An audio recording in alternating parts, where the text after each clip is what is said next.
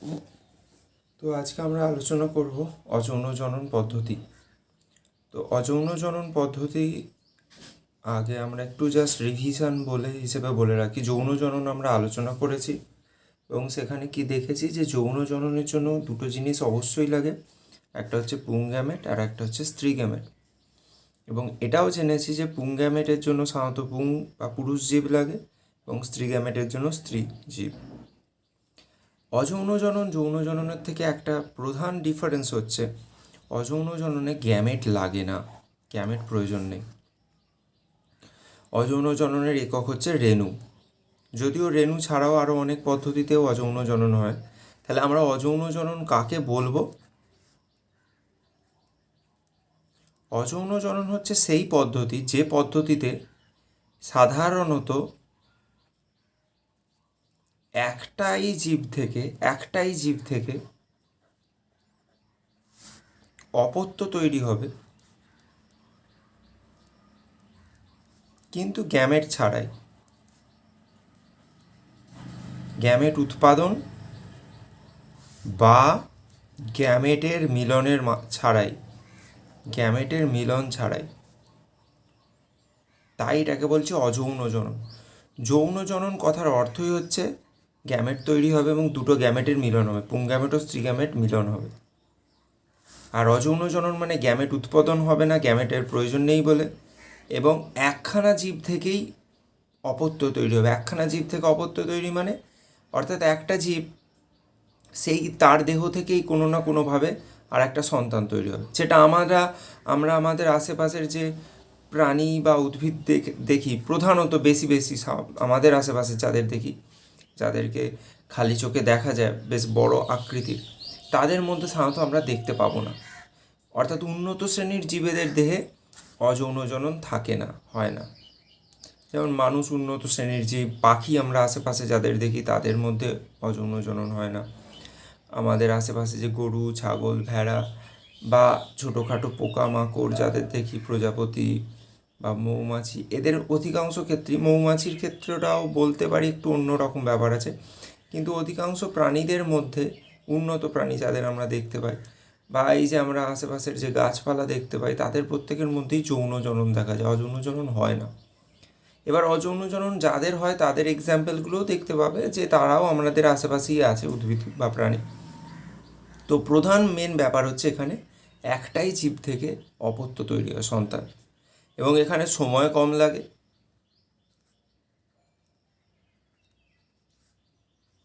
এবং সাধারণত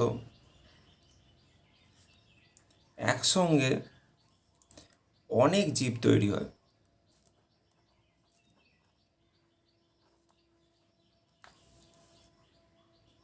তো আমরা আলোচনা করলেই ক্লিয়ার হবে ব্যাপারটা যে কীভাবে হয়, কী হয় প্রধান ব্যাপার। তো অযৌন জননের প্রথম একটা ভাগ আলোচনা করছি, সেই ভাগটার নাম হচ্ছে বিভাজন পদ্ধতি।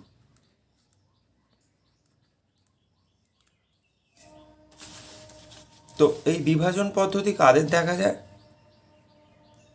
অ্যামিবা, ইউগ্লিনা, এদের মধ্যে দেখা যায়। বিভিন্ন ব্যাকটেরিয়া। কি হয় এখানে? এখানে আমি একটা ছবি দিয়ে দেখাচ্ছি। এটা যদি একটা ব্যাকটেরিয়ার দেহ দেখাই,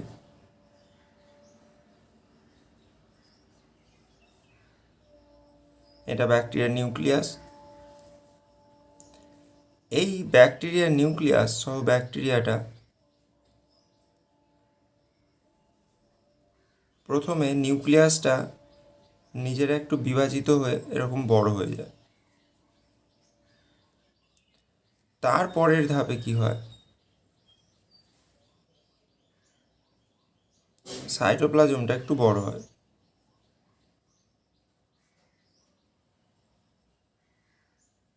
এবং এই মাঝ বরাবর খাঁজ তৈরি হয় এবং অবশেষে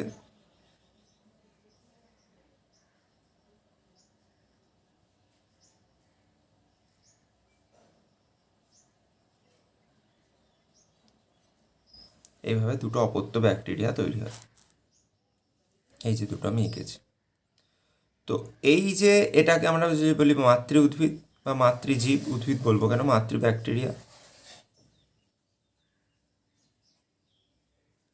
সেখান থেকে এই যে দুটো অপত্য তৈরি হলো, এই দুটো অপত্য যে তৈরি হলো, এটা থেকে দেখো একটা জীবই লাগলো, একটা জীব থেকে দুটো জীব তৈরি হলো তার দেহ থেকে, এবং এখানে লক্ষ্য করে দেখো কোনো গ্যামেট উৎপাদন হলো না। তো এই পদ্ধতিটাকে বলছি বিভাজন। আর এটা কোন প্রসেসের ভাগ? অযৌন জননে। দেখো কোনো গ্যামেট নেই বা দুটো জীব লাগছে না, যে দুটো ব্যাকটেরিয়া লাগছে তা না। তো ব্যাকটেরিয়ার অন্যরকম জননও হয়, সেখানে যৌন জননের ভাগও কিছু থাকে, সেটা উঁচু ক্লাসে জানতে পারবে। কিন্তু মেন ব্যাপার যেটা হচ্ছে সেটা এই পদ্ধতিতেই ব্যাকটেরিয়া জনন করে। শুধু ব্যাকটেরিয়া নয়, অ্যামিবাও এই পদ্ধতিতে করে। বইয়ে অ্যামিবার ছবিও দেওয়া আছে, দেখতে পাবে। ইউগ্লিনা এককোষী একটা প্রাণী, তাদেরও দেখা যায় এই পদ্ধতিতে। তো এই পদ্ধতির সুবিধা কি? প্রথম এবং প্রধান সুবিধা, কম সময় লাগে, একটা জীব দিয়ে হয়ে যায়, আর খুব দ্রুত হয়। এবং এতে এগুলো কেন এই জীবগুলোর উপকার হয়? কারণ এরা সাধারণত যেখানে বসবাস করার চেষ্টা করে বা যেখানে থাকার চেষ্টা করে, সেখানে যখন পরিবেশটা তাদের ফেভারেবল হয়, অর্থাৎ তাদের পক্ষে উপযোগী হয়, তখন তাদের ক্ষেত্রে খুব দ্রুত সময়ে সংখ্যা বাড়িয়ে নিতে হয়।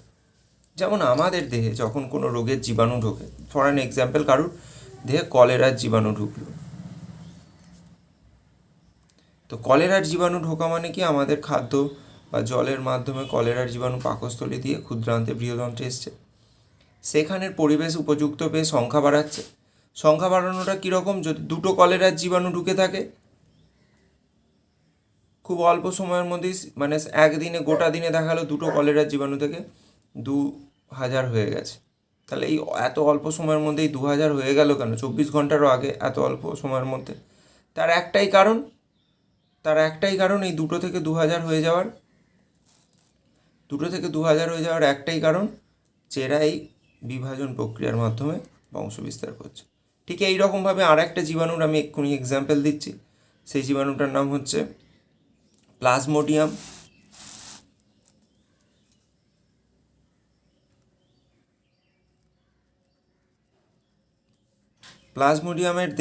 প্লাজমোডিয়াম আমাদের দেহে ম্যালেরিয়া রোগ সৃষ্টি করে। তো ম্যালেরিয়া রোগ সৃষ্টিকারী প্লাজমোডিয়ামের জীবাণুটা, প্লাজমোডিয়ামও এককোষী একটা জীব, এটা এক রকমের প্রোটোজোয়া, মানে আদ্য প্রাণী। এবার এই প্লাজমোডিয়ামের জীবাণুটা আমাদের যখন আরবিসিতে থাকে, এটা আমি একটা আরবিসি আঁকলাম, মানে লোহিত কণিকা, আর প্লাজমোডিয়াম জীবাণুটা এইটা।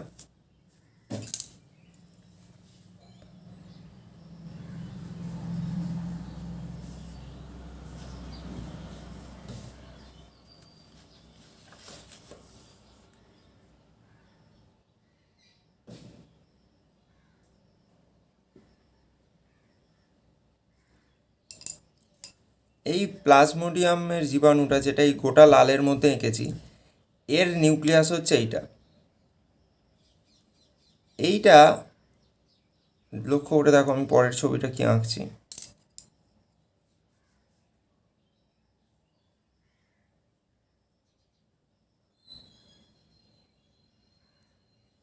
দেখো, এইটা নিউক্লিয়াসের বিভাজন ঘটিয়ে একটা নিউক্লিয়াস থেকে কতগুলো ছোট ছোট নিউক্লিয়াসে রূপান্তর হয়েছে। লাল ছোট ছোট গোলগুলো হচ্ছে নিউক্লিয়াস, আর এই বড়টা হচ্ছে সাইটোপ্লাজম।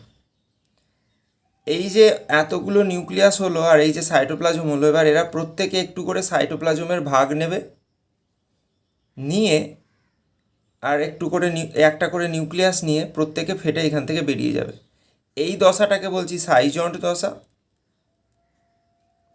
আর এইখান থেকে যখন বেরোবে ফাইনাল যে দশা,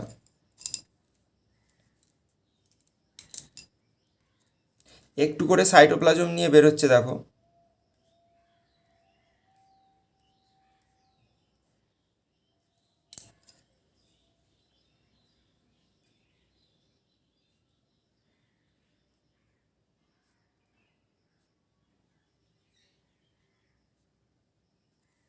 এই যে প্রত্যেকটা বেরোলো, এগুলোকে এক একটাকে বলে মেরোজয়েড। আমার বক্তব্য হচ্ছে, লক্ষ্য করে দেখো, এখানে সাইজন দশায় একটাই জীবাণু ছিল, তার এই ভেতরের গোলটা হচ্ছে নিউক্লিয়াস আর বাকি লালটা হচ্ছে সাইটোপ্লাজম। সে এই নিউক্লিয়াসটা অনেকবার বিভাজন হয়ে ছোটো ছোটো টুকরোয় রূপান্তর হয়েছে, আর সাইটোপ্লাজমটা একটু বড় হয়েছে। এইবার প্রত্যেকটা নিউক্লিয়াস একটু করে সাইটোপ্লাজম নিয়ে এই গঠন পেয়েছে। তাহলে দেখো, এই সাইজনটা যদি একটা ইন্ডিভিজুয়াল হিসেবে ভাবে, একটা জীব, সে কতগুলো মেরোজয়েটে রূপান্তর হলো। এখানে আমি আমার ছবি অনুযায়ী যে কটা দেখেছি এর থেকেও বেশি সংখ্যায় হয়, একসঙ্গে প্রায় 16 থেকে 32টা পর্যন্ত হতে পারে। তো আমি আপাতত এখানে 3টে 6টা 2 8টা দেখিয়েছি। দেখো, 1টা থেকে 8টা মেরোজয়েট রূপান্তর, মানে এরা প্রত্যেকে তখন এক একটা করে জীব, অপত্য জীব। তো এই পদ্ধতিকে আমরা বলছি বহু বিভাজন। কেন বহু বিভাজন বললাম? আগেরটা ছিল বিভাজন পদ্ধতি, এবং এইটাকে মেনলি আমরা দ্বিবিভাজন বলতে পারি, কারণ দুটো তৈরি হলো মাঝ বরাবর কেটে। আর এখানে এটাকে আমরা বলছি বহু বিভাজন, কারণ একসঙ্গে অনেকগুলো উৎপন্ন হয়েছে, 2-এর বেশি। তাহলে এখানেও প্রধান মেন ব্যাপার হচ্ছে একটাই জীব, সেখান থেকে অনেকগুলো অপত্য তৈরি হলো। অন্য কোনো পুরুষ এবং স্ত্রী এরকম কোনো ব্যাপারই নেই এখানে। ঠিক সেইভাবে আরও এরকম পদ্ধতি আমরা দেখতে পাবো আলোচনা। যেমন আমি এবার একটা এক্সাম্পল দিই, ওদের থেকে একটু উন্নত জীব যাদেরকে আমরা খালি চোখেও দেখতে পাই, যেমন হাইড্রা। হাইড্রা একটা সাধারণত সামুদ্রিক জীব। তো হাইড্রার ক্ষেত্রে কি দেখতে পাই? হাইড্রার গঠন যদি একটু আঁকার চেষ্টা করা হয়,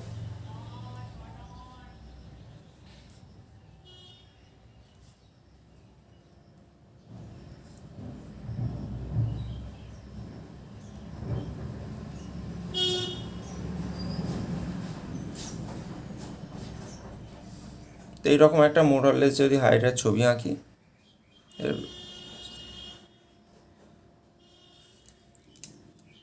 এইটা একটা পরিণত হাইড্রা যদি হয় ভাবি, তাহলে এর থেকে একটা সময় পর এরকম ছোট একটা উপবৃদ্ধি তৈরি হয়।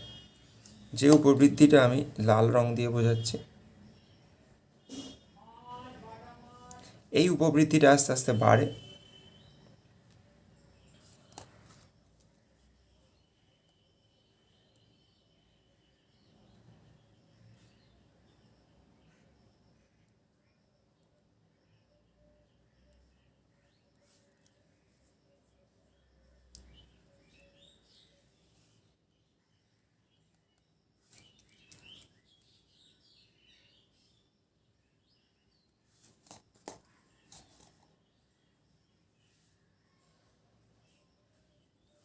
এই যে উপবৃদ্ধিটা বাড়লো, এই হাইড্রাটা, এটাকে আমরা বলছি অপত্য। অপত্য মানে সন্তান। এবার উপযুক্ত পরিবেশ পেয়ে এখান থেকে কেটে যায়, কেটে গিয়ে তখন এরকমভাবে স্বাধীনভাবে ঘোরে।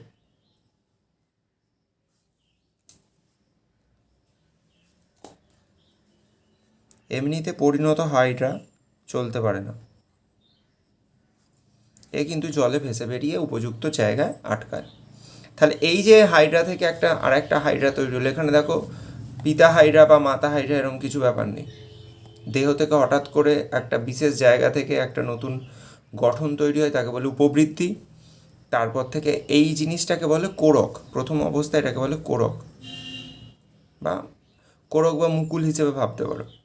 পরে এই কোরকটা বেড়ে যায়, বেড়ে গিয়ে এটাই তখন আমরা বলছি অপত্য হাইড্রা, এবং এই যে দেহ থেকে তৈরি হয়েছে সেখান থেকে বেরিয়ে যায়, বেরিয়ে গিয়ে তখন স্বাধীন একটা জীব তৈরি হয়ে গেল।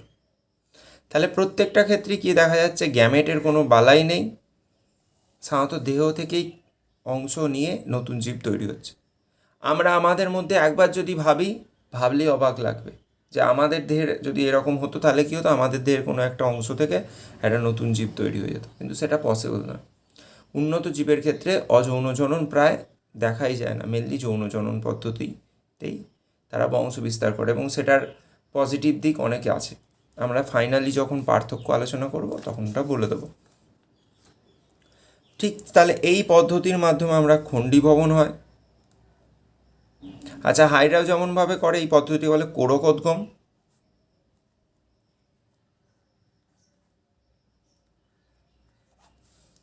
এই রকম ঘটনা ইস্টেও দেখা যায়। ইস্ট এককোষী যে ছত্রাক, ইস্টেও ঠিক সেম ঘটনা ঘটে। ইস্টে এককোষী বলে তার গঠনটা এরকম, এখানে তার একটা এরকম বার্ড বেরোয়, সেম বইয়ে দেওয়া আছে, কোনো প্রবলেমের হওয়ার কথা নয়। তো খণ্ডী ভবন কি, এখানেও একরকম ব্যাপার। এখানে একটা জীবদেহ, আমি একটা এক্সাম্পল দিচ্ছি, এটা হচ্ছে স্পাইরোগাইরার ছবি। স্পাইরোগাইরা আমাদের পুকুরের জলে থাকেই। স্পাইরোগাইরা সবুজ হয় কারণ এটা একরকম শ্যাওলা। স্পাইরোগাইরার দেহ এরকম অনেকগুলো কোষ দিয়ে পরপর তৈরি হয়, বহুকোষী উদ্ভিদ, বহুকোষী শ্যাওলা বলা যেতে পারে। শৈবাল। এখানে কি দেখতে পাই, এদের এরকম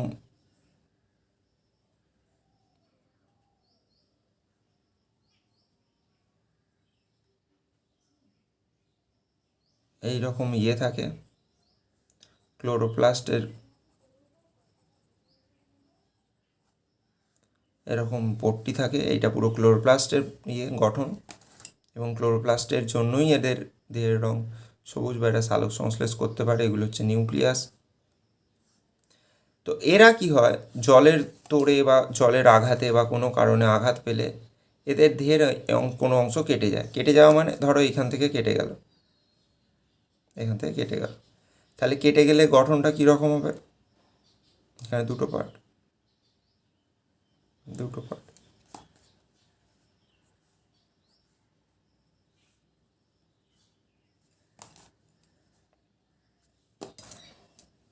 এবার এই দুটো পার্ট কী হয়,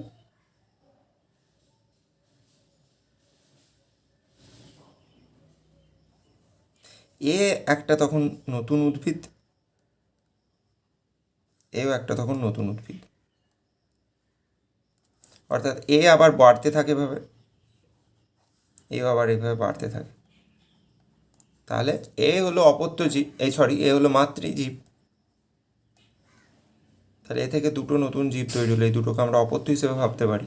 এ তখন একটা আলাদা হয়ে গেল, এ তখন আলাদা, কেউ নষ্ট হয়ে গেল না। তো এই পদ্ধতিটাকে আমরা বলছি খণ্ডী ভবন। খণ্ডী মানে খণ্ড হয়ে যাওয়া, খণ্ড হয়ে গেল, এই যে এখান থেকে কেটে গেল, কেটে গিয়ে দুটো নতুন টুকরো হলো, টুকরো হয়ে সেই দুটো নতুন টুকরো আবার নতুন উদ্ভিদে রূপান্তর হলো। তো এগুলো সবই অযৌন জননের এক্সাম্পল এবং ভাগ কতভাবে হতে পারে। তো অযৌন জননের একটা খুব ইম্পর্টেন্ট ভাগ হচ্ছে রেণু উৎপাদন।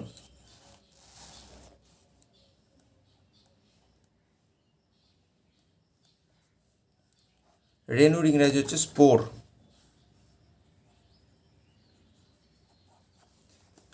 দেখা গেছে অধিকাংশ অনেক জীব তারা রেণু তৈরির মাধ্যমে অযৌন জনন সম্পন্ন করে।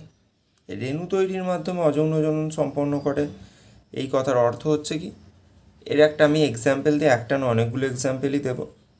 তো এটা আমরা মেজরিটি অনেক জীবের মধ্যেই দেখতে পাই। তো আমরা আগে শুরু করি ছত্রাক দিয়ে। ছত্রাকের দেহে অনেক রকম রেণু তৈরির পদ্ধতি আছে। তো প্রথমে আমি একটা ছত্রাকের এক্সাম্পল দিই, সেটা হচ্ছে পেনিসিলিয়াম। পেনিসিলিয়াম ছত্রাকটা দেখতে কেমন,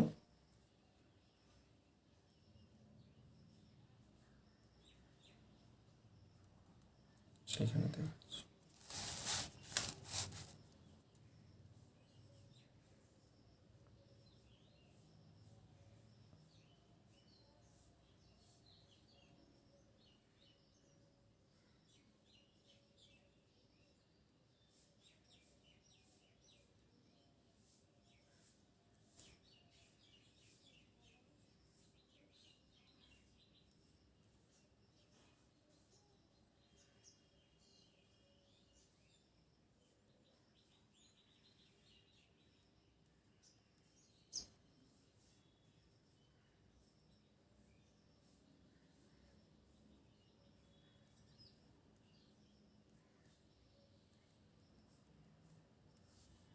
সাধারণত এইরকম দেখতে হয়।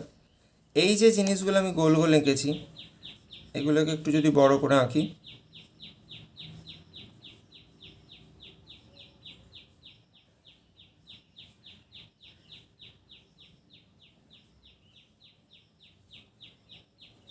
এগুলোকে বলে কনিডিয়া, অর্থাৎ এটা এক টাইপের রেণুস্থলী। মানে এর মধ্যে এরকম রেণু তৈরি হয়, যেগুলো আমি নীল কালি দিয়ে পুটকি দিয়ে বোঝালাম।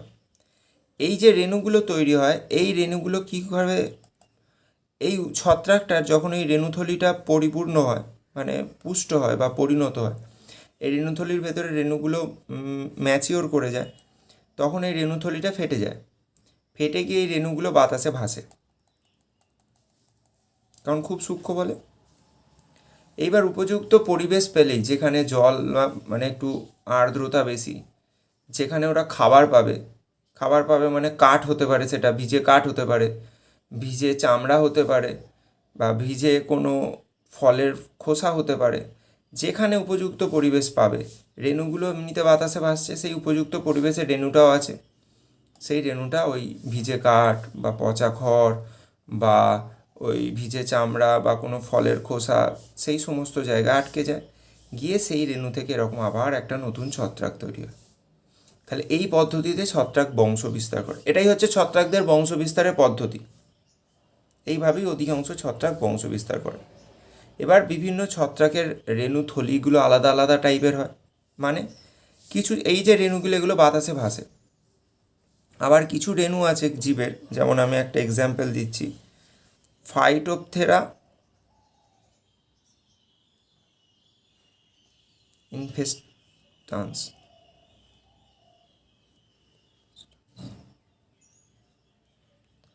এটা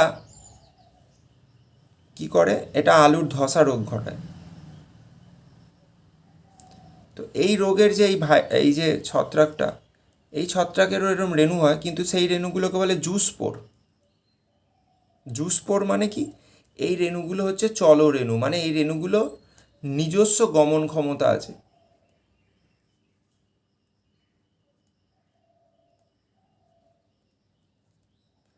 এবার প্রশ্ন হচ্ছে, গমন ক্ষমতা আছে মানে এরা কি হেঁটে যেতে পারে? না, এদের দেহে ফ্লাজেলা থাকে, যা দিয়ে এরা একটু এদিক ওদিক করতে পারে। তাহলে যে রেণুগুলোর চলন ক্ষমতা আছে তাদের বলে জুস্পোর, তাদের চলরেণু বলে। আর যাদের চলন ক্ষমতা নেই তাদের তাহলে কি বলবো, তাদের বলে অ্যাপ্ল্যানোস্পোর, অচল রেণু, নিজস্ব চলন ক্ষমতা নেই, বাতাস দিয়ে ভেসে যেতে পারে, বা অন্য কোনো পদ্ধতিতে তারা অ্যাপ্ল্যানোস্পোর অন্য কোনো পদ্ধতিতে যেতে পারে, কারুর মাধ্যমে, কারুর সাহায্যে, তাদের বলে অ্যাপ্লানো রেণু। তাহলে এই হলো রেণুর ব্যাপার। তাহলে অ্যাপ্লানোস্পোর দেখা যায় কাদের মধ্যে, এটাও প্রশ্ন আসতেই পারে যে অ্যাপ্লানো রেণু কারা, বা এর উদাহরণ কি হতে পারে। অ্যাপ্লানো রেণুর উদাহরণ আমরা হিসেবে বলতে পারি প্ল্যানিডিয়ার, এটাও এক্সাম্পল হিসেবে হতে পারে, সরি এই পেনিসিলিয়ামটা একটা এক্সাম্পল হিসেবে হতে পারে। তো এরপরে আমরা যেটা নিয়ে আলোচনা করব, মিউকরে দেখা যায় অ্যাপ্লানোস্পোর, অলরেডি দেখালাম মিউকর বা এদের ক্ষেত্রে কীভাবে কাজ করে। তো বইয়ে এটার উদাহরণ দেওয়া আছে, বইয়ে ছবিও দেওয়া আছে। আমি আর একটা এক্সাম্পল একটা বইয়ের ছবি থেকে দেখাচ্ছি, তাহলে সুবিধা হবে আশা করি। এখানে দেখো রাইজোপাসের একটা এক্সাম্পল দিয়েছে, এটা সাঁতরার বই থেকে আমি দেখাচ্ছি। দেখো এই রেণুথলি, এটা রেণুথলি ইংরাজি হচ্ছে স্পোরাঞ্জিয়াম। সেই রেণুথলির মধ্যে দেখো স্পোর বেরিয়েছে, এগুলো হচ্ছে স্পোরাঞ্জিও রেণু। আর রেণুথলিকে ধারণ করে যে এই যে ডাঁটিটা, তাকে বলে স্পোরাঞ্জিওফোর, এই ডাঁটিটা। তো এই রেণু দেখো ফেটে বেরোচ্ছে, পরিবেশে বেরোবে। এই রেণু এবার উপযুক্ত পরিবেশ পেলেই নতুন এই রকম আবার একটা ছত্রাক তৈরি হবে। এই ছত্রাকটার নাম হচ্ছে রাইজোপাস। এই ছত্রাকটার নাম হচ্ছে রাইজোপাস। রাইজোপাস ছত্রাক কোনগুলো? সাধারণত আমরা আশেপাশে এই রাইজোপাস দেখতে পাই। আমরা আশেপাশের যে ব্যাঙের ছাতা দেখতে পাই, সেগুলোকে ঠিক রাইজোপাস মানে সেগুলোকে অ্যাগারিকাস বলে। তো তারাও এই রেণু উৎপাদনের মাধ্যমেই বড় হয়। আমরা যে আশেপাশে ব্যাঙের ছাতা বলে যেগুলোকে চিনি, তারাও এই রেণু তৈরির মাধ্যমেই বংশ বিস্তার করে। আচ্ছা, আর এক রকম রেণুর এবার এক্সাম্পল বলি, যেটা আমরা ফার্ন গাছের প্রসঙ্গে আলোচনা করেছিলাম।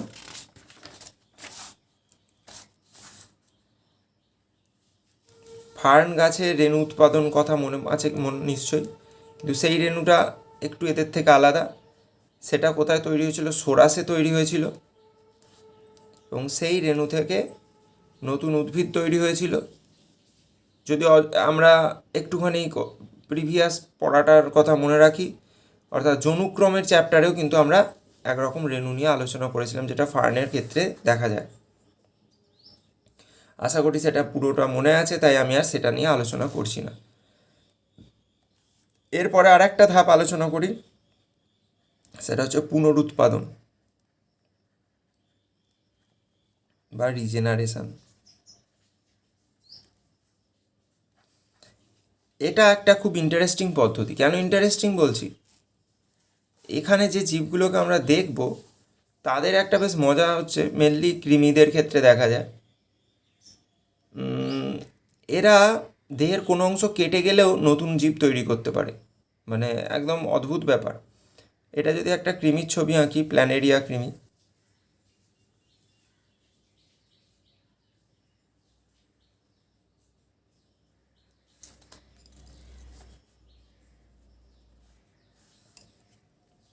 এই প্ল্যানেরিয়া কৃমির ধরো এই অংশটা কেটে গেল, এই অংশটা কেটে গেল, আর এখানটা টুকরো হলো। তাহলে আমি একটা টুকরো দেখাচ্ছি, এই টুকরোটা জাস্ট। তাহলে এই টুকরোটা দেখতে কেমন? এইরকম দেখা যাচ্ছে। এই টুকরোটা থেকেই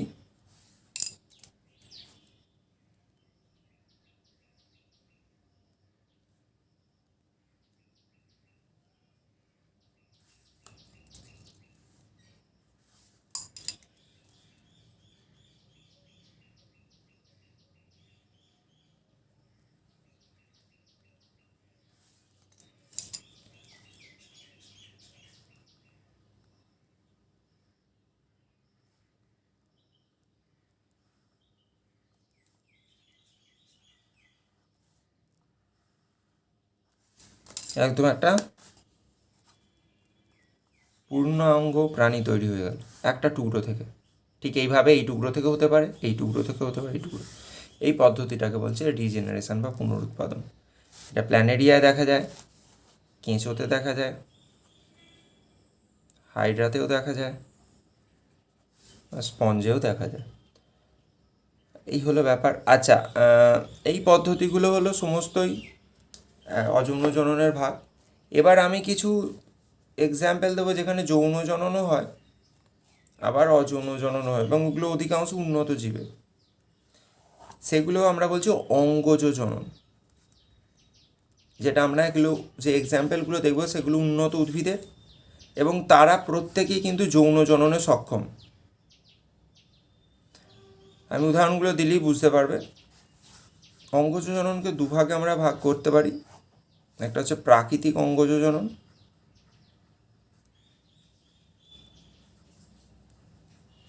আর একটা হচ্ছে কৃত্রিম অঙ্গজ জনন।